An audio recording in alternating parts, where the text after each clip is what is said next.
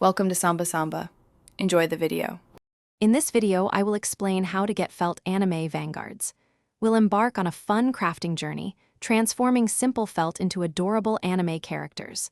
Whether you're a seasoned crafter or just starting, this guide will help you create charming figures.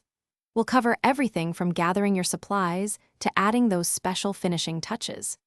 Get ready to unleash your creativity and make some fantastic felt art. Before we begin crafting, let's ensure you have all the necessary supplies. You'll want a good selection of craft felt in various colors, ideally about 1 millimeter thick, for durability and ease of cutting. Sharp fabric scissors are crucial for clean edges. Don't forget embroidery floss and a needle for stitching, plus some soft polyester fiberfill to give your vanguards their plush shape. Fabric glue or a hot glue gun can also be handy for tiny embellishments. Now for the exciting part, bringing your character to life. First, select an anime character you adore.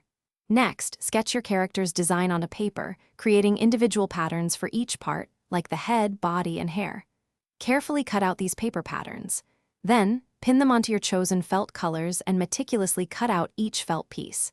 Remember to cut 2 identical main body shapes for the front and back, along with all the smaller details. With all your felt pieces cut, it's time to assemble your vanguard.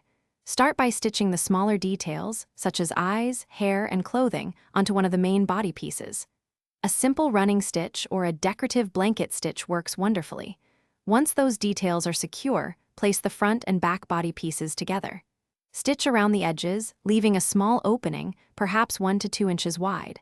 Gently stuff your figure with fiberfill, then carefully stitch the opening closed to complete your adorable felt anime vanguard.